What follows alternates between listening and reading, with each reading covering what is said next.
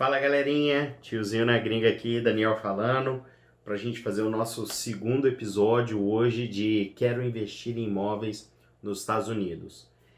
Primeiramente você deve estar perguntando a respeito desse meu visual de mano.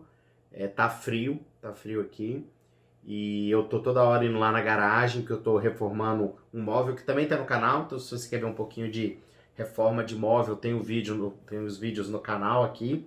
Estou reformando uma escrivaninha para minha filha, para a Meli, e já machuquei e ela trouxe para mim esse band-aid todo mal colado. Então não zoem a minha touquinha, que lá fora tá frio pra caramba. Segunda coisa, o que nós estamos fazendo, a gente já teve o primeiro episódio, então esse é o segundo. Se você não assistiu o primeiro, clica aí e assiste. A gente está fazendo uma análise, não é uma análise profunda, mas é uma análise bem consistente de como eu faço para... Não como eu faço, mas quanto eu ganho se eu resolver investir em imóveis nos Estados Unidos. Então, a gente está olhando quanto custa uma casa, quanto que você pagaria de aluguel, como que você poderia ganhar dinheiro com isso com Airbnb. Então, a gente simulou, a gente criou 3 casos. A gente fez o primeiro caso no vídeo passado, que era basicamente, tenho 200 mil reais e quero investir em imóveis nos Estados Unidos. Então, a primeira coisa, você tem que converter isso para dólar. Você vai ter 37 mil dólares, um pouquinho mais. Com isso, você vai ter que definir qual é a sua casa. A gente pegou uma casa de 150 mil dólares. E você fala, pô, mas eu tenho só 37 mil, como eu compro uma casa de 150? E aí a ideia era você financia a casa nos Estados Unidos. E com essa casa financiada, a gente botou alguns gastos que você vai ter a primeira vez. Por exemplo, vai ter que vir aqui, fazer a viagem para os Estados Unidos, às vezes vai ter que colocar alguns móveis na casa, fazer uma pequena reforma, ou alguns acertos. Lembrando que é sempre pequena reforma, a gente colocou ali uns 15 mil e botou 20 mil para dar de entrada na casa, né? E aí, calculando o mortgage, a gente fez essa conta no episódio, você consegue receber ganhos, né, da casa. Essa casa a gente pegou em Orlando e a gente está usando ela para alugar para Airbnb. Então ela dá um faturamento na casa de entre 2 mil e 4 mil dólares. E aí com isso você paga o financiamento da casa, paga as despesas da casa e tem um certo ganho com isso.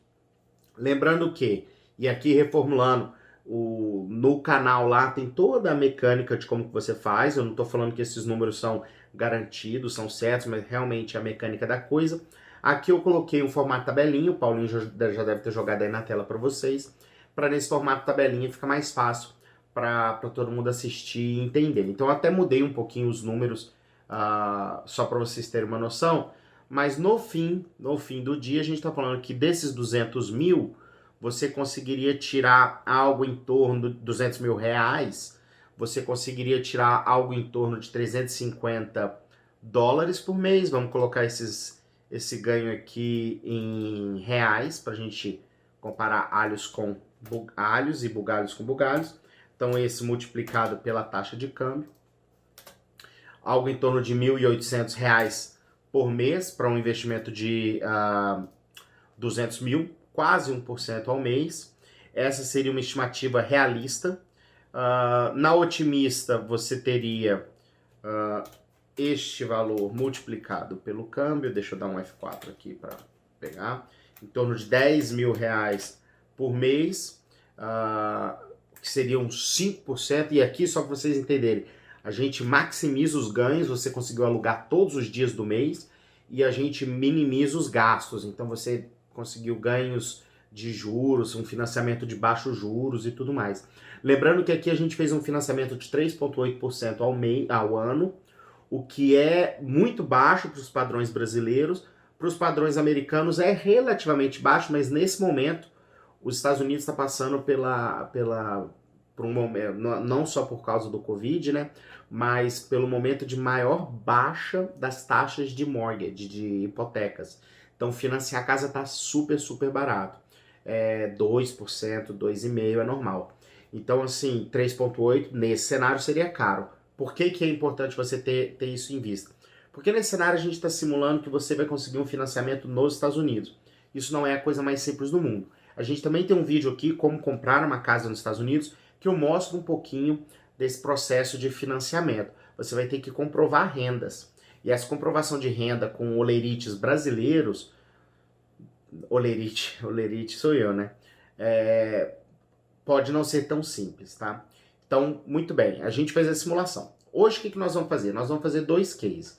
Nós vamos para o investimento de 1 milhão, tá? Em vez de 200 mil, nós vamos falar de 1 milhão de reais. E dentro desse investimento, em um caso, a gente vai usar financiamento e no outro caso, a gente não vai usar financiamento. A gente vai assumir que fez a compra de uma vez e pronto, tá? Então, no primeiro caso, a gente vai falar comprando uma casa na Flórida, fora de Orlando, fora de hype de férias.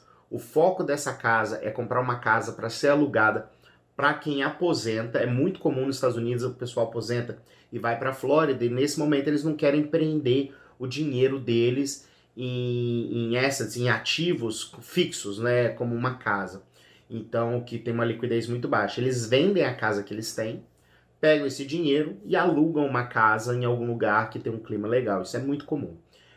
Tem um cara que trabalha comigo, que ele é um vietnamita, ele tem 7 casas em cidades da Flórida. O único receio aqui, já aviso pro pessoal que gosta disso, são os furacões. Os furacões quebram a perna de quando você quer fazer isso. Então esse cara, o que ele faz? Ele junta 30 mil dólares, 150 mil reais, dá entrada numa casa, bota um casal de aposentado para morar lá. O que esse casal paga, em torno, lá ele pega 1.500 dólares, uma coisa assim.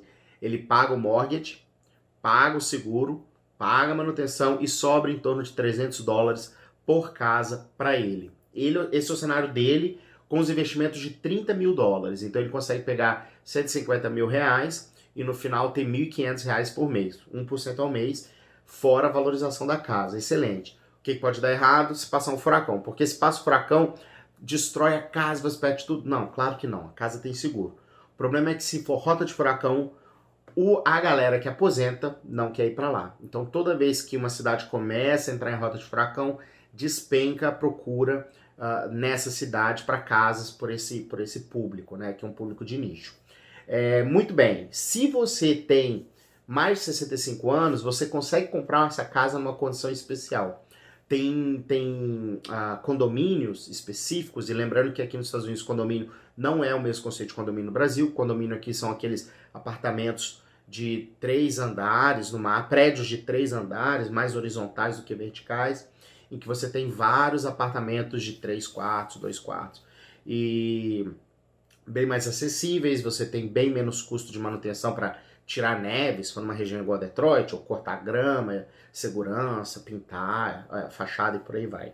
Então é muito mais viável para se investir em condo, que é o que a gente vai fazer aqui nos 2 casos. Se você tem mais de 65 anos, você é público-alvo de vários desses condos, então você pode comprar numa situação bem mais vantajosa, tá? Então principalmente se você tiver alguém com mais de 65 anos com green card nos Estados Unidos. Então aí muda um pouco a situação. Por último, a gente vai fazer uma simulação em Detroit, e aqui em Detroit, que é a região que eu moro no subúrbio aqui da região de Detroit, né? Nós vamos comprar uma casa, um condo, para fazer de Airbnb. E aqui o público de Airbnb é bem diferente de Orlando. Orlando, a gente fez na simulação famílias indo passar uma semana. O pessoal foi para Disney. Aqui em Detroit, em outras cidades que não são tão turísticas, o Airbnb é muito forte para o pessoal que vem passar temporada a trabalho. Então, é um cara do Japão que veio para trabalhar 3 meses num projeto específico da Toyota, e depois ele volta. É um médico, aqui também muito forte a parte de saúde, é um médico que veio fazer uma residência de 6 meses. Então você tem esses tiros de aluguel mais curto. O ganho por mês é menor do que o Airbnb em Orlando, que você cobra uma diária de 700 reais. Aqui no caso você vai ter uma mensalidade, né? Então paga-se por mês na casa aí de 1.000 dólares, de 800 a 1.200 dólares. Então, tendo esses 1.000 dólares, a gente está falando de 5 mil reais por mês, por pessoa, para um quarto individual. Se você tem um condo com 3 quartos, você consegue aí 3.000 dólares, de 2.400 a 3.600 dólares por mês, que dá uns 15 mil reais, que é menos do que a gente conseguiria no melhor cenário em Orlando, o risco é menor. Lembra? Sempre é o jogo do ganho com relação ao risco, né? Então aqui a gente conseguiria ter um ganho melhor com um risco menor, tá? Então isso é considerando o mesmo nível de casa, tá? Considerando o mesmo nível de casa. Em Orlando a gente deu um downgradezinho na casa, por isso que se você olhar aqui exatamente o nosso exemplo, a versão otimista que a gente fala de alugando todos os dias, tá lá, dava $3.900, que era R$ 700 por dia durante 30 dias, né? Então tá aqui a conta, só para vocês verem, R$ 700 por dia, vezes 30 dias, dá lá os R$ 21.000, contra os 15 mil que eu acabei de falar, mas aqui você compra uma casa muito maior com essa mesma grana, tá? Uma região mais barata. Então vamos lá, vamos parar de lenga-lenga, só essa abertura já foi 5, 10 minutos do vídeo, vamos fazer as simulações, ok? Primeiro vamos olhar Flórida, casas para alugar para idosos. Primeira coisa que eu recomendo vocês, pessoal, YouTubezão, Best Place to Retire in Florida. Pronto. Você vai olhar aqui que o Google, uma das coisas que a primeira coisa é on a budget. Então, geralmente, o que acontece? Você aposenta, vende a sua casa, você tem lá $500 mil, você fala, eu quero usar esses $500 mil para viver os próximos 30 anos da minha vida, esse é o meu budget. E aí, com isso, você vai em agências de aposentadoria, vamos falar assim, e o cara fala, olha, com isso, esse vai ser o seu padrão de vida para você aposentar. Então, óbvio, tem algumas coisas que são bem absurdas, por exemplo, Key West, Boca Raton, Miami, são caras, né? Mas, olha aqui eu achei que eu tinha lido Floripa, foi mal.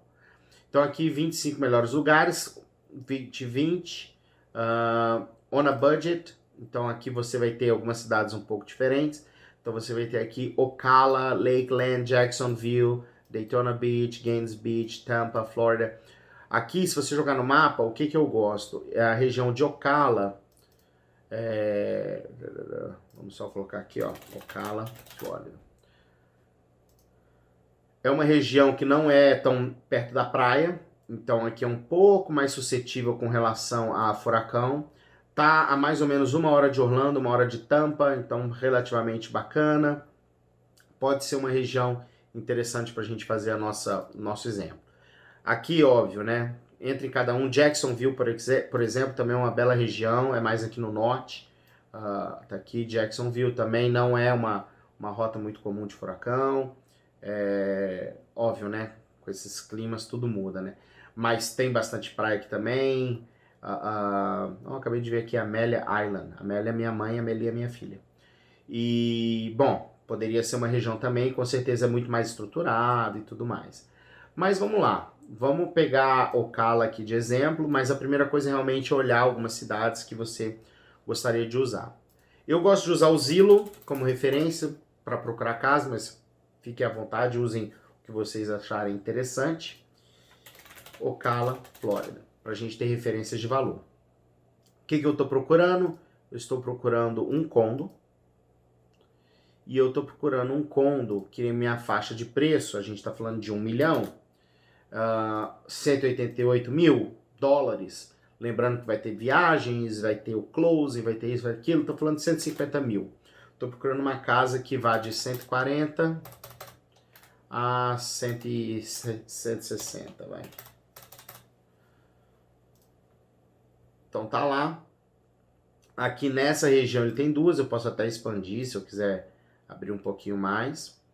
Então tem aqui, ó, uma na beirinha do lago, ó, 2 quartos, 2 pessoas, 120 metros quadrados, 2 quartos, 2 pessoas, 2 banheiros, desculpa, 110 metros quadrados. Essa aqui 3 quartos, 2 banheiros, 140 metros quadrados. Aqui o square feet,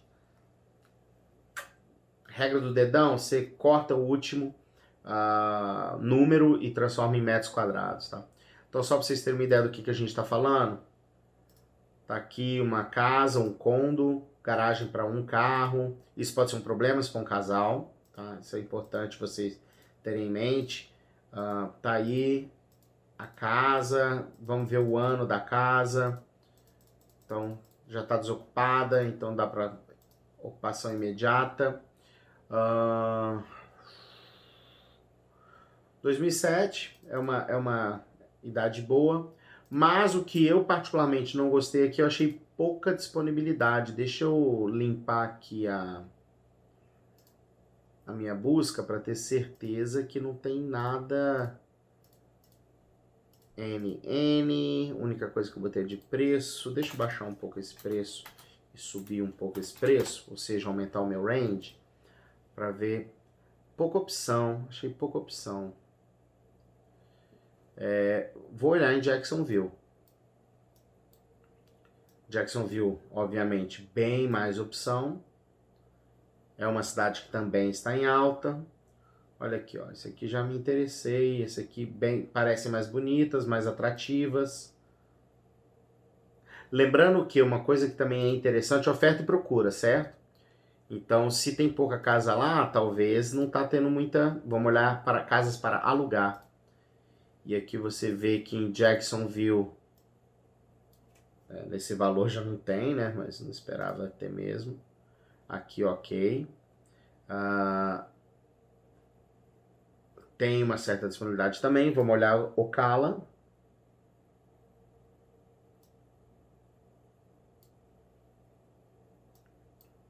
Também tem pouca disponibilidade de aluguel.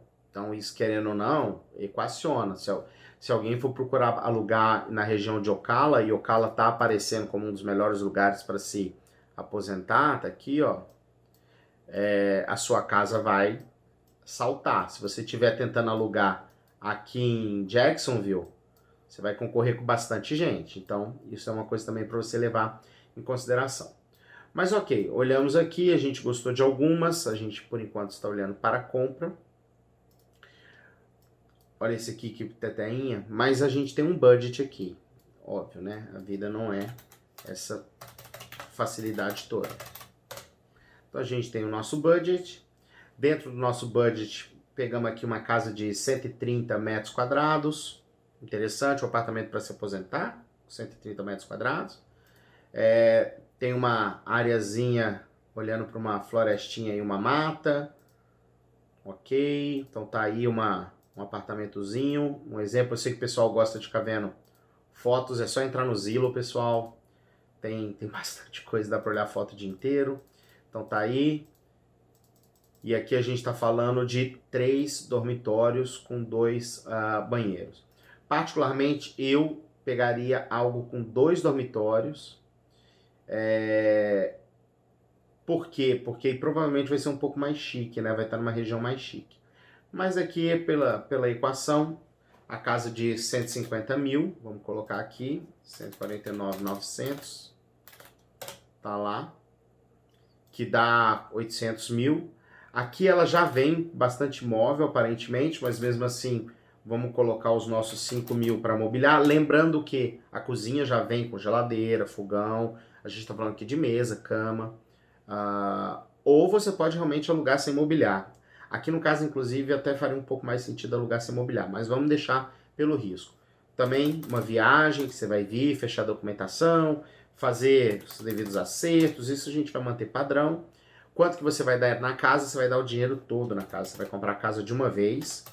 E aqui, pessoal, como você vai estar comprando a casa de uma vez, você também vai ter os closing costs, tá? Então, os closing costs vai ser, não vai passar de 10 mil aqui, vou colocar 8.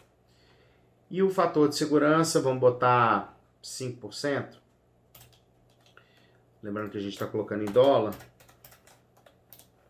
Então a gente está falando aqui, olha, você tendo um gasto, olha, 182 mil, sendo que o nosso budget é 188 mil. Então você ainda poderia até ter um pouco mais de segurança, né? Então vai ser um pouquinho mais dos 5%. Vai estar até mais próximo dos 10%. Então você tem uns 15 mil de segurança, 15 mil dólares, 8% de margem de segurança. Então vamos lá, mortgage, você não vai ter que pagar mortgage, mas você vai ter que pagar imposto, porque isso é tão certo quanto a morte, e vai ter que pagar seguro. Aqui no Zillow você consegue ver isso também. Só descer aqui, olha. Olha a valorização aqui, a gente daqui a pouco vai usar essa conta. Custos mensais de impostos, 126 dólares por mês. de seguro $52 por mês, tá? E você também vai ter que pagar um condomínio que aqui não está disponível, mas vai girar em torno dos $100 por mês. Então, 126 com 152, com 52 dá 178. Então, você vai ter aqui 178, uma situação realista. Vamos falar que você vai ter isso aqui multiplicado por 0,85 para ser otimista e isso aqui por 1,15 para ser pessimista. Manutenção, você vai alugar essa casa, tá? Então você é o landlord. Você vai ter que providenciar muita coisa, mas não vai ser tanto quanto se fosse um Airbnb. O Airbnb, a situação, óbvio, sempre tem risco, né? O Airbnb tem seguro, caso destrua sua casa, aqui também você tem seguro, tá pagando seguro, mas em teoria você vai ter um depósito, você vai cobrar o teu inquilino, então o pessimista vai ser um inquilino ruim. Eu vou colocar aqui, por precaução, a mesma manutenção do Airbnb. Limpeza não tem, a pessoa que mora e não tem taxa do Airbnb. O que está faltando aqui, e é o que eu vou colocar aqui, é o condomínio. Que no outro estava incluso, aqui não tá. Então a gente coloca aqui, ele vai ser coisa de 100, no otimista 50. Eu vou te falar que 50 ainda é caro em algumas regiões, viu? Mas tudo bem. Nossa, o meu aqui é caro e não dá isso. Eu tô sendo bem pessimista aqui em todos os casos. Ok. Então vamos lá. Aluguel. O Zillow também te mostra. E não é só o Zillow não. O Zillow, Realtor, todos eles mostram, tá? Então tá aqui o aluguel aqui na casa de 1.300. Ah, Daniel, nota de escola tá ruim. O foco aqui é terceira idade. O cara não tem filho e idade escolar. Ele tá pouco se lixando se as escolas da região são boas ou ruins. Car dependent. Aqui sim você pode olhar e ter algumas referências. Então, assim, notas boas tanto para andar a pé, apesar dos Estados Unidos, quanto para trânsito. Legal. Então, assim, o aluguel aqui, ele fala de 1.300 por mês. Então, esse é o seu ganho realista, $1.300 por mês. O otimista, você vai pegar isso e vai multiplicar por 15%. O pessimista, você vai tirar 15% para ter o seu range. A valorização da casa. Isso também é um ganho que você vai ter. Aqui embaixo você consegue ver, lá em cima, desculpa, você consegue ver essa valorização ao longo dos anos. Então, se você pegar essa casa agora está valendo em novembro 150 mil, se eu voltar aqui 3 anos, novembro de 2017, ela estava valendo, essa casa valia 9,9, essa casa hoje vale 149, 135. Tá? Então ela valorizou 35 mil ou 35% em 3 anos, que daria aí 10% ao ano.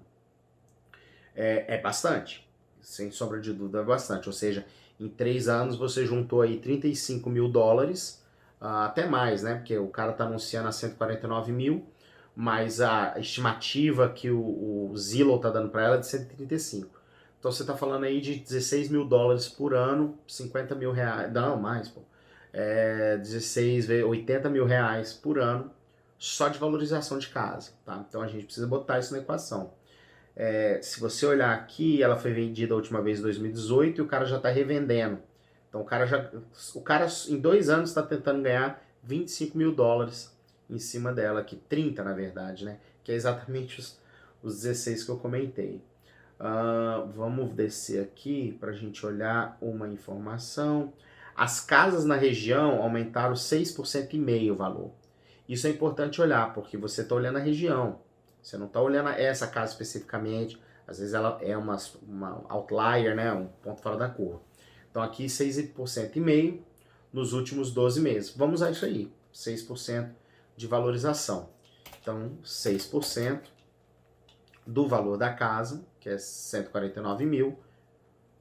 Opa. É igual a 6%, que multiplica os 149 mil. Vamos dividir por 12. Só de ganho mensal aqui seriam $700. Tudo bem que é em equity, tá? O otimista, vamos botar também os 20% para mais e os 20% para menos, tá? vai que estoura uma bolha, já estourou bolha na Flórida. Tem um filme que mostra bem isso aí.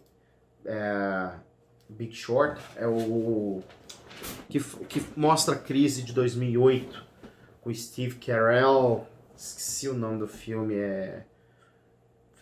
Acho inclusive que ganhou o Oscar. Esqueci como é que chama no Brasa. Então, muito bem, pessoal. Colocamos aqui. O que a gente está tendo nessa situação é um ganho de 17 mil dólares por ano, o que daria 0,8 ao mês na tua grana. O pior dos casos, 0,5. Se você comparar com o Airbnb em Orlando, o que você vê é a visão realista mais ou menos a mesma, tá? A visão otimista não é tão boa, porque realmente se você conseguir alugar via Airbnb todos os dias, é um baita ganho. E a visão pessimista também não é tão ruim. Então você diminui os riscos, diminui os ganhos. Regra básica, né? Então tá aí. Daria um ganho de 1.400 dólares por mês, em torno de 6 mil reais por mês. Um pouquinho mais, né? Para você que tem... Não, um pouquinho mais não. Relativamente mais. Deixa eu fazer essa conta aqui.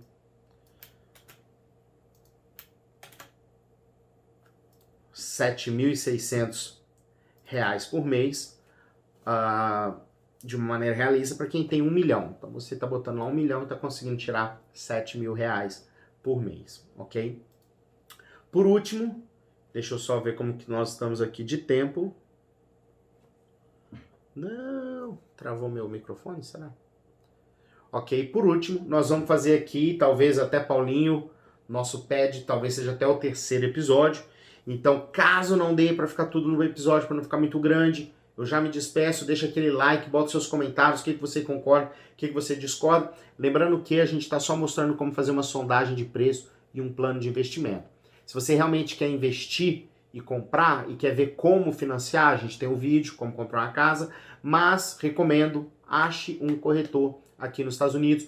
Tem um canal no YouTube que eu acho excelente, que é o do Ricardo Molina, eu vou deixar aqui nos comentários para você olhar, que ele é um corretor brasileiro na região de Orlando.